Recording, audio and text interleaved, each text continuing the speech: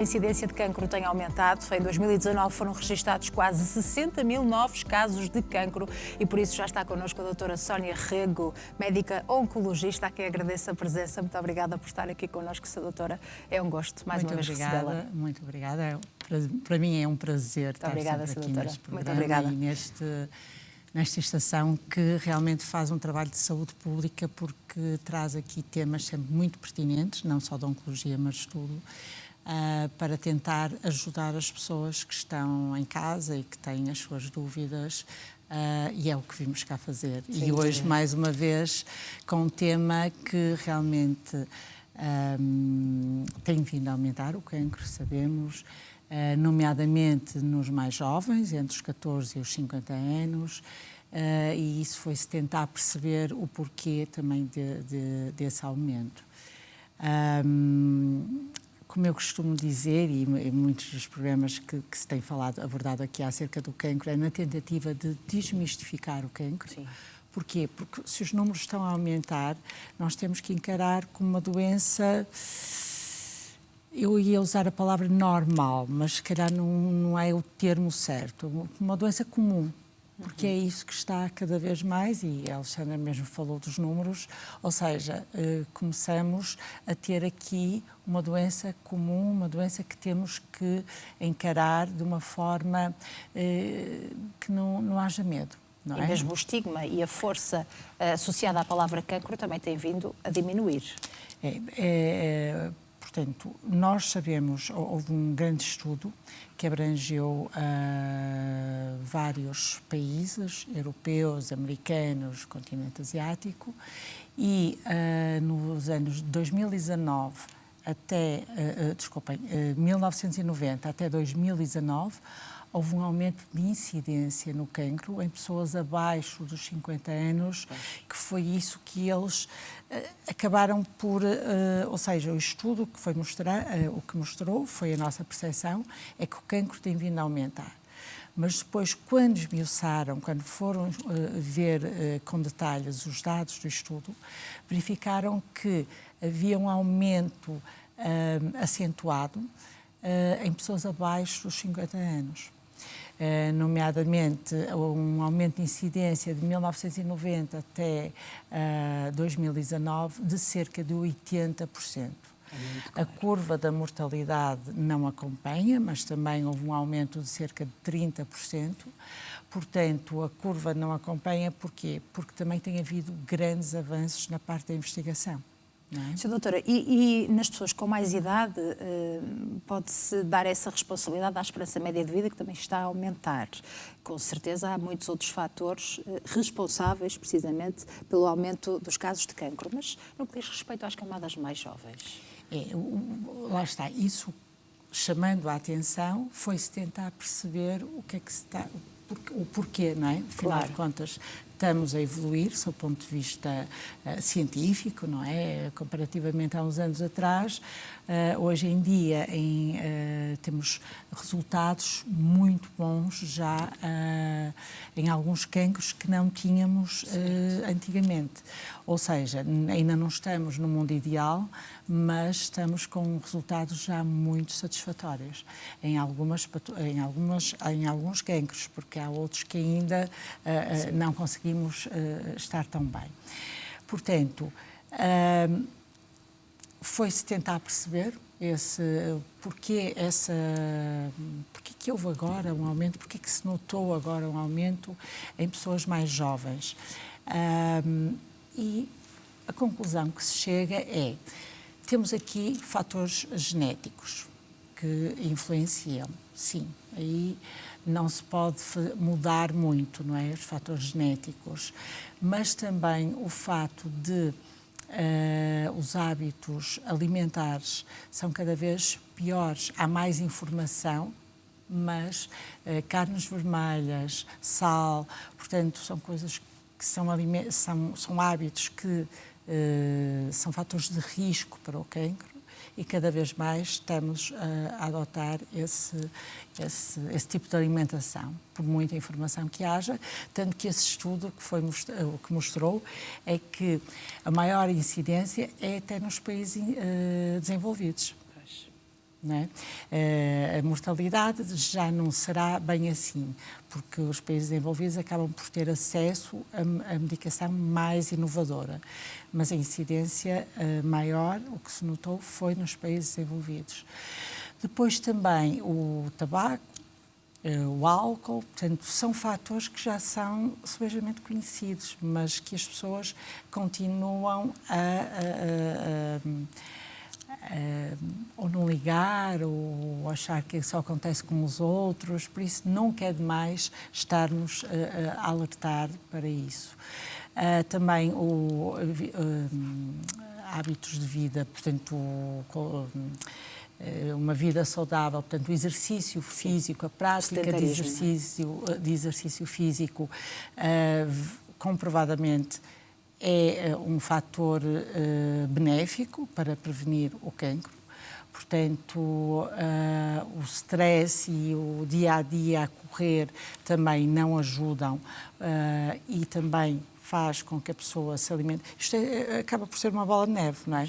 A pessoa trabalha muito, tem stress, não tem tempo, tem muito trabalho, tem stress, não se alimenta bem, não tem prática de exercício, ou seja, no fundo, estes fatores todos estão interligados, a não ser o fator genético. Um outro fator que também pode estar aí a fazer com que haja essa alteração desses números é que hoje em dia há mais literacia, as pessoas estão mais atentas e os diagnósticos são mais precoces. Essa é a única parte boa desses números, porque, no fundo, o diagnóstico sendo mais precoce é melhor o prognóstico. Claro. A grande maior parte das vezes, como já falamos aqui diversas vezes. Portanto, é a única parte boa desses números, porque o que se estima é que em 2030, que estamos já quase aí à porta, portanto, ainda haja um aumento maior da incidência em cerca de 30% em doentes abaixo dos 50 anos e da mortalidade cerca de 21%. Ou seja, estamos a falar de números realmente assustadores. Daí a importância de estarmos mais uma vez a abordar este assunto e nunca é demais falar dos fatores de risco, que são fatores que as pessoas já conhecem. Claro. O tabaco, o álcool, a parte da alimentação, que não deve ser com excesso de sal, carnes vermelhas que fazem mal, também hiperglicemia também é um fator de risco e que cada vez mais há diabetes, aliás já vai ser falado também a endocrinologia na segunda parte, mas que são fatores que predispõem ao cancro. Portanto, os fatores já estão a ser conhecidos, já estão a ser divulgados. Claro. Os números estão aí, não enganam. Portanto, temos números retrospectivos do estudo que foi de 1990 a 2019, mas também já há uma previsão do que vai acontecer em 2030. E 2030 está aqui à porta, não é? Portanto, é importante as pessoas terem essa noção. A ciência está a melhorar, está a evoluir e muito. Julgo que a oncologia será das áreas da saúde que mais se investiga, que mais tem investigação, tem ensaios clínicos, tem até em termos de medicamentos um grande avanço nos últimos anos, uma coisa abismal, mas estamos longe, está na perfeição. Claro. Portanto, se temos doenças que podemos prevenir, nomeadamente com os fatores de risco que já estão conhecidos, com os exames, nomeadamente os rastreios, porque ainda temos, hoje em dia, um número significativo de pessoas, não só em Portugal, em nível mundial, que não adere aos rastreios. Não é? Claro. E quando vamos tentar perceber porquê que não aderiram aos rastreios, é muito isso, porque não vai acontecer comigo, porque... Às vezes é mesmo desconhecimento, desvalorização. Sim, mas lá está, por isso nunca é demais estarmos sempre a informar e a fazer ver as pessoas da importância de tentar evitar os fatores de risco. Não quer dizer que não venha a ter cancro, mas a probabilidade é menor. E também esse aumento do número de casos, de incidência, principalmente nos mais jovens, sem dúvida alguma tem a ver com a maior literacia e as pessoas estarem mais informadas, claro. e os diagnósticos serem feitos de uma forma pela adesão mais aos precoce. rastreios, pela literacia em saúde, conhecerem também os seus sinais e sintomas. Há uma grande diferença também entre os tipos de cancros que estão presentes nas camadas mais jovens ou nas pessoas com mais idade? O cancro de mama, nomeadamente na mulher, o cancro de mama aumentou significativamente. Houve uma disparidade nesses aumentos de incidência que eu abordei. Nota-se que na mulher houve uma maior incidência do cancro de mama.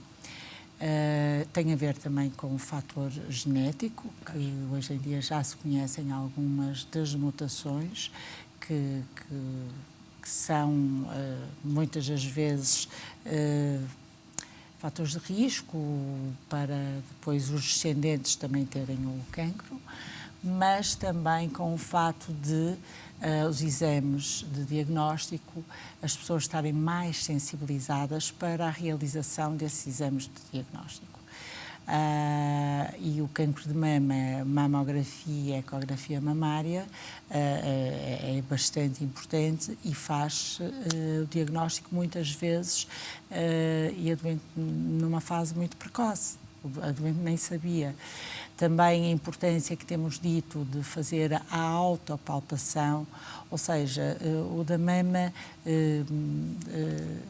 dispara aqui com um aumento de incidência significativo. No homem, a próstata também, que lá está, tem a ver com, hoje em dia, muitos doentes já vão ao seu médico a pedir para fazer o dosamento de PSA, não é? Claro. Mais cedo. As idades também em Portugal ainda não mudaram, por exemplo, na colonoscopia, ser a partir dos 50. Nos Estados Unidos é a partir dos 45. Exatamente, já mudou nos Estados Unidos e em Portugal, eu acho que em muito curto prazo também vão chegar a essa conclusão e nos restantes países. Porquê? Por causa destes números que têm sido revelados. Portanto, é mais cedo que se deve fazer os exames de rastreio, até porque se estivermos a falar de um tumor, e o tumor de cólon, por exemplo, do intestino, estamos a falar de um tumor que, ao fazer uma colonoscopia, se virmos que tem um pólipo muitas das vezes pode ser uma lesão pré-maligna, que demora algum tempo até se tornar maligna. Portanto, se nós retirarmos aquele pólipo, se excisarmos o pólipo, o doente já não vai ter cancro do intestino. Portanto, qual é a dúvida que tem que ser mais cedo? Mas ainda há um grande esforço para se fazer no que diz respeito à colonoscopia, alguns mitos associados, porque as pessoas receiam muito fazer esse exame, não é? Pela sua preparação, pelas dúvidas que ainda existem. Mas é como tudo, temos que pôr numa balança, não é? Claro. Ou seja, não é o exame em si, se for com sedação, ainda é um exame bastante fácil para quem o executa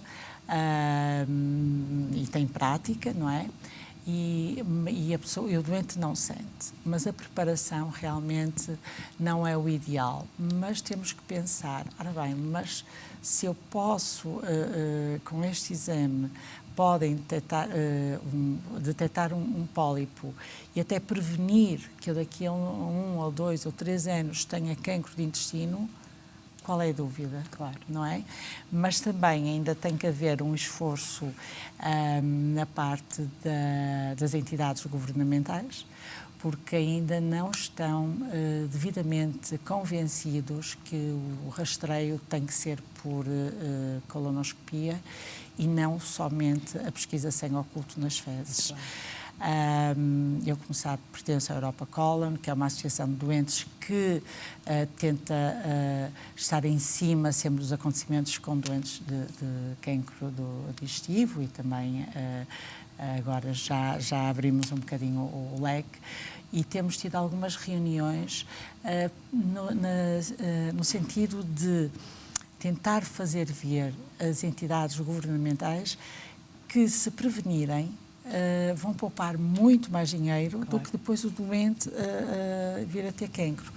Depois também temos o problema que não temos também a capacidade de resposta para tantas colonoscopias. Portanto, na dúvida, julgo que muitas das pessoas, pelo menos a partir dos 50 anos, estão a receber em casa os kits da pesquisa de sangue oculto nas fezes. Portanto, na dúvida, fazerem esse exame de rastreio, porque mais vale fazer esse do que não fazer nenhum. Claro. Agora, o ideal seria as colonoscopias. Seria o ideal.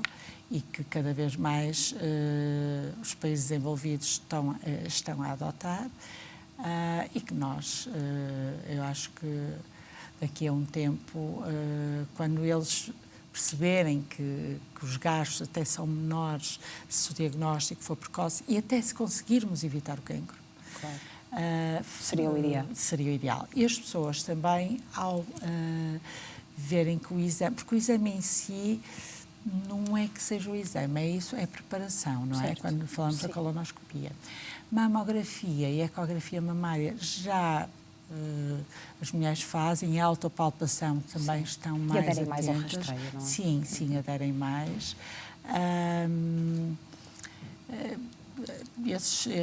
Temos o do colo do útero, que também fazem, mas ainda temos aqui muito trabalho pela frente para clarificar as ideias das pessoas, da população em geral, do benefício versus o incómodo que é fazer determinados exames, e também temos ainda uma luta pela frente para as entidades governamentais. Portanto, temos muito trabalho a fazer para tentar mudar esses números, que, como eu disse, se já há estudos para 2030, nós estamos quase em 2030, portanto, esses números praticamente já não vamos conseguir mudar, mas se conseguirmos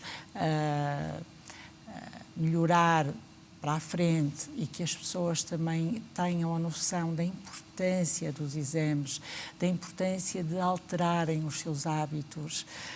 Sim, cada um de nós também assumir esse papel e essa responsabilidade já está a conseguir fazer a diferença. Exatamente. Não é? Sabemos, Sra. Doutora, que infelizmente o Serviço Nacional de Saúde está um caos, não é? E depois da pandemia, penso que muitos destes casos pagaram a fatura das fracas acessibilidades, alguns rastreios que foram cancelados, também tratamentos adiados. Poderemos vir a passar pelo mesmo nesta altura? Esperemos todos que não. Em relação à pandemia? Sim, nesta altura, pelas dificuldades de acesso às consultas e aos tratamentos e aos rastreios. O Serviço Nacional de Saúde já teve melhores dias, não é? Está mal. Eu julgo que já é assumido pelo próprio governo. O que é que vão fazer para mudar? Não sei.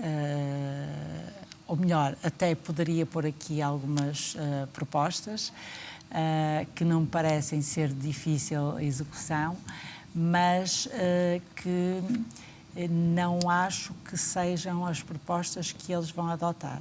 Portanto, isso que a Alexandra está a falar faz muito sentido, no sentido que podemos estar diante, uma vez que temos em Portugal um Serviço Nacional de Saúde que está a colapsar, não é?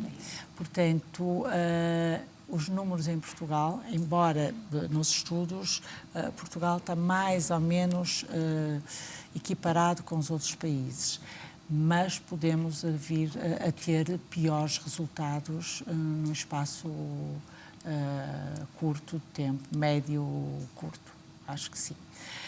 Portanto, há que também terem atenção a isso e, mais uma vez, apelarmos para a sensibilidade das pessoas, dos fatores de risco, e também das entidades governamentais que, se a nível mundial já se estima um prognóstico de números que não é agradável, embora na investigação haja muitos fármacos já novos, todos os dias vão saindo novidades e com melhores resultados, mas não estamos no mundo perfeito.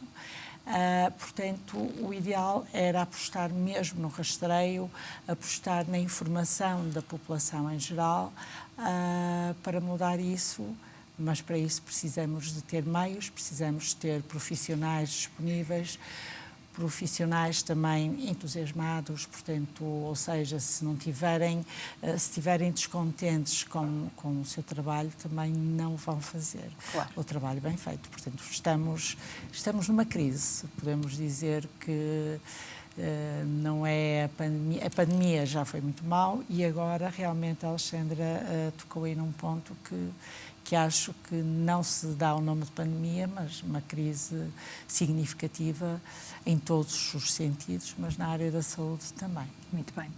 Muito obrigada por esta reflexão. Doutora Sónia, é sempre um gosto recebê-la neste consultório. Vamos agora ouvir os nossos telespectadores.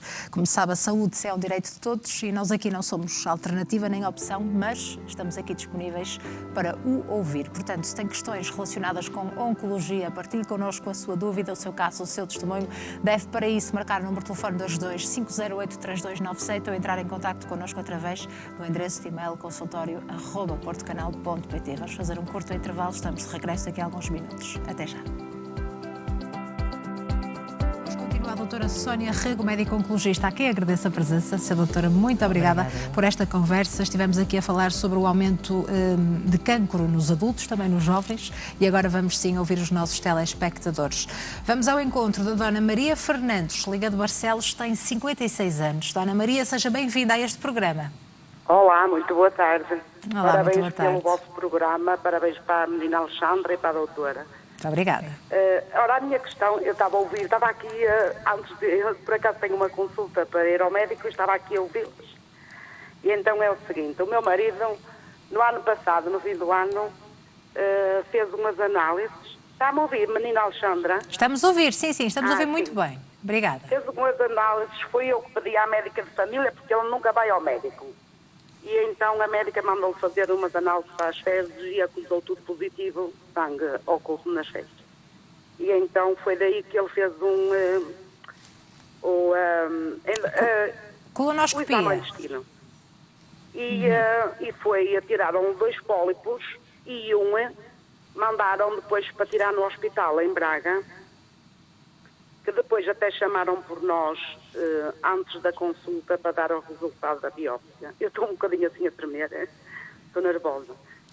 Estamos cá para ajudar. Um tumor maligno. Mas quando o médico chamou por nós e falou com nós, disse a boa notícia é que o tumor estava em 2º grau e a má notícia é que era maligno. Eu queria fazer a pergunta à senhora doutora, porque depois disseram que iam fazer uma reunião multidisciplinar para ver se iriam fazer mais alguma coisa, mas estamos à espera, ainda não entraram em contacto. Queria perguntar à senhora doutora se porque eu estou um bocadinho preocupada,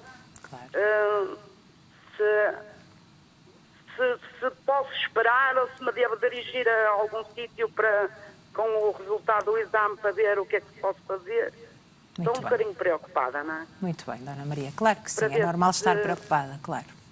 Sim. E o que é que pode esperar, não é? Vamos ouvir a doutora Sónia. É isso. Eu não sei o que é que o diziam, um carcinoma invasivo observado, maior dimensão de carcinoma invasivo 15 milímetros, depois diz o tipo histológico, OMS, no carcinoma SON. E depois diz muita mais coisa, que tem aqui muita coisa escrita. Não? Penso que a doutora Sónia já tem aqui a informação importante. Vamos ouvir. Muito obrigada pela sua participação. Ora bem, Dona Maria, eu só não percebi quando é que foi então o resultado. A colonoscopia foi feita quando? Ele no início do ano tirou 2 pólipos, então fez o exame, tirou 2 pólipos. E um que disseram que era grande, que tinha uma grande dimensão, que tinha que ser dirigido para o hospital. E no início hospital deste tiraram esse, até que eu achei muito estranho, que demorou muito tempo lá dentro, tiraram um que era com 3 centímetros e qualquer coisa. E E depois estávamos à espera, que foi para tudo para analisar, e esse que tirou no hospital em Braga, e chamaram, fizeram um telefonema de urgência para nós irmos lá ter. Eu acompanhei o meu marido nesse dia. Mas isso foi quando, Dona Maria? Em que mês? Foi o mês passado. Ah, O mês passado que nos deram a notícia. muito bem. Que Portanto, era maligno, que era em 2º grau, e o médico disse que não havia, pronto, para não se preocupar. Muito bem. Depois que iam fazer uma reunião de médicos multidisciplinar, Ok. que entravam em contacto. pronto. Mas até hoje Ainda não disseram Ok. nada. Dona Maria, o que me parece que estamos diante, portanto, a situação que que nos está a contar, portanto, em janeiro fez a colonoscopia, tinha um pólipo e os colegas fizeram a remoção, retiraram o pólipo, provavelmente retiraram na sua totalidade, como nós, sim. provavelmente. Daí ter passado tanto tempo, por isso é que eu estava assim meio na dúvida quando é que tinha sido feita a colonoscopia, para depois ser chamada para a consulta. Ou seja, o que é que eles agora... Foi tirado tudo na totalidade, era maligno, tudo bem. Sim, maligno, sim. O que é que agora, qual é a questão que tem que ser avaliada, que eu quero crer por aquilo que está a contar, e eu sabendo mais ou menos o que se passa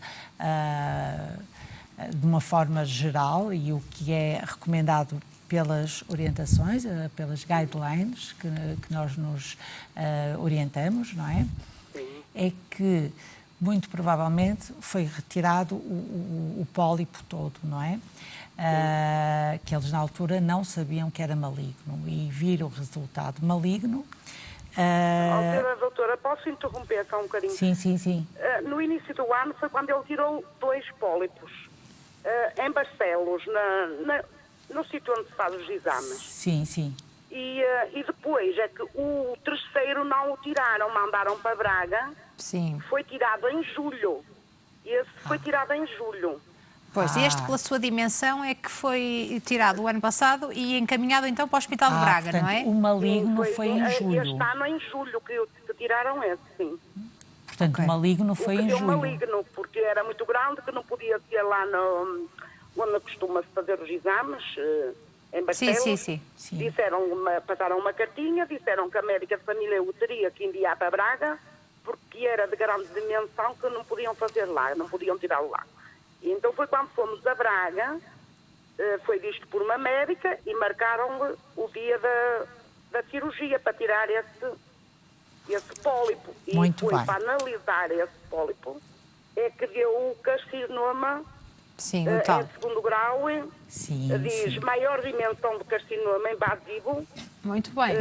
Dona Maria, vamos ouvir então a doutora Sónia. Então, Vamos lá. Ok. depois de ser avaliado e que já tem aí o resultado da anatomia patológica, habitualmente há uma reunião do grupo multidisciplinar, que é o que ele vai ter, que estão vários, está um oncologista, depende da instituição, mas habitualmente estão um grupo de médicos envolvidos na decisão e da doença em questão. E a decisão vai ser se foi tirado exatamente o que deveria ter sido tirado, ou porque muitas vezes não é por erro médico, é porque macroscopicamente não conseguimos ver até onde é que vai a lesão, não é? E às vezes a histologia, esse exame que a senhora nos leu, é que nos vai dizer se é preciso ir retirar mais ou não. E dependendo da localização, também pode ser necessário, e localização e invasão ou não, uma cirurgia. Portanto, o que vai ser decidido, porque não é uma coisa linear, é se é necessário. Está-me a parecer um tumor muito pequeno, não tem grande invasão, portanto, parece-me que é caso para estar relativamente tranquila, à espera que a chamem para saber o resultado da consulta do grupo multidisciplinar, porque o que vão decidir agora é se vai ficar somente em vigilância ou se vai ser necessário uma cirurgia para retirar um bocadinho do intestino onde estava esse pólipo. Portanto, agora devem aguardar então pelo contacto de alguém do hospital. Se o marido não é? tem o trânsito intestinal regular, eu acho que deve aguardar. É claro, aguardar 1, 2 meses, mais do que isso também acho que se deve dirigir ao hospital. Claro que sim. Dona Maria Fernandes, obrigada pelo seu contacto nesta edição do programa Consultório. Corra tudo bem. Muito obrigada, foi um gosto ouvi-la. Vamos agora ao encontro da Dona Liliana Santos, liga de Santa Maria da Feira, tem 36 anos. Liliana, seja bem-vinda ao consultório. Olá, boa tarde. Olá, muito boa tarde. Bem-vinda a este programa. Pode colocar a sua questão. Boa tarde. O meu sogro é um doente oncológico. Sim. E ele apareceu-lhe em janeiro, tinha uma dor e foi ao médico e ele fez-lhe uma ecografia e tinha um cancro no intestino. Foi operado de urgência e retirou metade do intestino grosso. Começou a fazer quimioterapia, tudo com sucesso e muito mais, reagia muito bem, só houve 2 vezes que teve um bocadinho os níveis de sangue baixos, mas nada de preocupação, sempre muito bem disposto, tudo muito bem. Há cerca de 1 mês atrás, os médicos decidiram operá-lo porque ele tinha feito uma ressonância, tinha feito um ataque e os médicos acharam por bem avançar para a operação porque tinham um bocadinho já o fígado afetado, umas metástases, mas acharam por bem avançar para a operação. E quando o abriram, o fígado já estava mais afetado do que aquilo que tinha acusado no ataque e na ressonância. E ele ficou assim um bocadinho preocupado porque foi aberto e fechado. E então ele ficou um bocadinho preocupado e agora está a fazer quimioterapia juntamente com anticorpos. A questão dele é que ele quer saber se tem sucesso fazer a quimioterapia com anticorpos. Vai realmente conseguir vencer o cancro. Porque ele, a semana passada, já não conseguiu fazer a quimioterapia porque tinha os níveis do sangue baixos. Não sei se é normal, não sei se a doutora diz que é normal, se acha que vai tornar a acontecer. O que é que a doutora diz? Muito bem, Liliana. Muito obrigada pela explicação deste caso. Obrigada. Peço desculpa, estou um bocadinho nervosa, é a minha Não primeira faz mal, vez não faz a falar mal. em televisão. Compreendemos perfeitamente. Claro, é Compreendemos natural. perfeitamente. Muito obrigada. Liliana, eu vou tentar ajudar. Houve aí uma questão que a Liliana falou, no sentido de que eu sinto-me na obrigação, mesmo não sendo meu doente, eu não ter estado envolvida nessa orientação, mas aproveito e esclareço e muitos outros telespectadores podem ficar esclarecidos também acerca disso.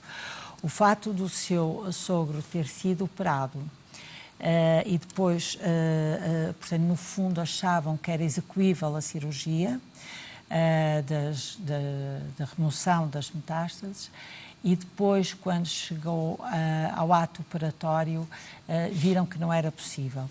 Isso acontece com alguma frequência, não é, a grande maior parte das vezes, não é por descuido ou porque não tenham feito os exames adequados, é mesmo porque uma coisa são os exames que se fazem e muitas vezes no ato operatório veem que, afinal de contas, a doença está mais avançada do que o que era previsto ou então está a envolver alguma área onde é muito difícil a cirurgia.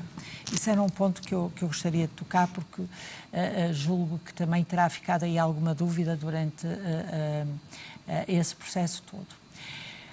Quando me pergunta o que é que vai acontecer, não é? Se vai melhorar, se não vai melhorar, o que está preconizado, o que as orientações nos dizem é quando temos um cancro de cólon metastizado, que é o caso do seu sogro, é indicado fazer uma avaliação do tumor, ver o tipo de mutação que tem e depois, uma vez que hoje em dia já temos medicação-alvo, medicamentos alvo para combater a propagação da célula tumoral, o ideal é usar. Portanto, quando me questiona acerca da importância de usar o anticorpo, faz todo sentido, todos os estudos mostram que é eficaz, não se usa apenas quando o doente não tolera pela sua toxicidade. Portanto, o fato também dele ter adiado, muito provavelmente os colegas agora vão ajustar a dose do medicamento. Exatamente, foi o que a médica da oncologia disse. Exatamente, vão ajustar a dose tanto da quimioterapia e eventualmente podem ter que ajustar também do anticorpo, mas se me questiona acerca... Porque ele, na altura, peço desculpa ter interrompido, doutora, ele na altura estava a fazer 4 horas cada sessão.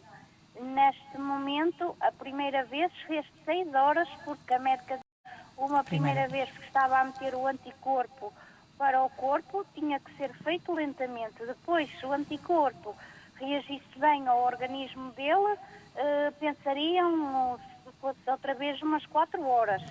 Sim. Mas de momento ainda não sabemos se vai continuar a ser às 6 horas ou às 4 horas. Isso vai depender também agora da evolução e até ele pode ir para um tratamento na esperança de serem só 4 horas e depois haver alguma intercorrência e o tratamento ter que ser mais longo. Percebe? É assim, ele não tem força de vontade, ele tem, doutora. Isso ele tem uma força fenomenal. Pronto, e isso é fundamental. O doente ter uma força de vontade e estar empenhado em nos ajudar também, a ajudá-lo, é fundamental. Agora, a importância do anticorpo é, sem dúvida alguma, é muito grande. O anticorpo no cancro do colo... O anticorpo, peço desculpa, doutora, o anticorpo, o que é que faz juntamente com a quimioterapia? Só para terminar. Ok. O anticorpo, portanto, nós temos a célula tumoral e com a pesquisa da mutação, que foi isso que foram ver a partir do momento que o operaram, da biópsia, vê-se a característica. E mediante a mutação, os estudos o que nos mostram é que há anticorpos, ou seja, há medicamentos que conseguem bloquear a proliferação da célula tumoral com aquela característica.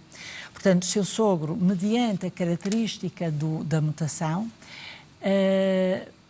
teria indicação para fazer um anticorpo ou outro anticorpo, percebe?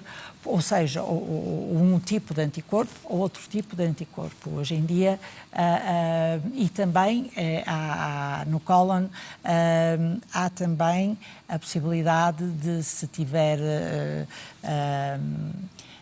instabilidade de microsatélites, que acho que são termos aqui técnicos que não fazem muito ao caso, também já temos aprovação para um outro medicamento. Ou seja, quando se vai estudar a peça, a biópsia, quando se vai estudar o tumor, nós, como eu costumo dizer, nós vamos saber o sobrenome do tumor. E esse sobrenome vai ter, que são as mutações, vamos ter hoje em dia já muitos medicamentos orientados para bloquear a propagação das células tumorais. Portanto, a função do anticorpo é essa. Muito bem. Liliana Santos, obrigada pela sua participação. Corra tudo bem, um grande beijinho para si. E agora, Sra. Doutora, 15 segundos para responder a um telespectador. Eu vou fazer a pergunta, uma vez que não temos tempo para o ouvir por chamada. Na biópsia, dá para perceber logo se o tumor é maligno? Pergunta o João Dias, do Porto. Sim, a grande maior parte das vezes, se tivermos uma amostragem significativa de tecido, sim. Agora, se vier maligno, temos 15 segundos, não é? Se vier maligno, é porque o tumor é maligno. Se o resultado der benigno, não quer dizer que não seja maligno. Ou seja, vou explicar muito rápido. Dependendo da localização onde a biópsia é realizada, pode não ter apanhado células tumorais. Portanto, a oncologia é um puzzle, onde as peças têm que encaixar. Ou seja, Se estamos a fazer uma biópsia é porque suspeitamos de alguma coisa. Ou o exame clínico ou o exame imagiológico deu-nos uma suspeita que poderia ser maligno. Por isso estamos a pedir uma biópsia. Se vier maligno, ok, juntamente com o exame imagiológico, o exame clínico, está de acordo, é maligno. Se vier benigno, mas a clínica e a imagem, o TAC, a ecografia, o que tiver feito, o análise, etc., e a parte também dos sintomas, for a favor que é algo maligno, deveremos repetir a biópsia. Sim. Porque pode não vir uma amostragem significativa de células para contabilizar células tumorais. 1 minuto e meio, Sra. Doutora. Muito obrigada pela sua presença neste programa consultório. É sempre um gosto recebê-la. Obrigada por ajudar também os nossos telespectadores. Continuação do excelente trabalho. Obrigada, e até uma igualmente. próxima oportunidade. Obrigada. Muito obrigada.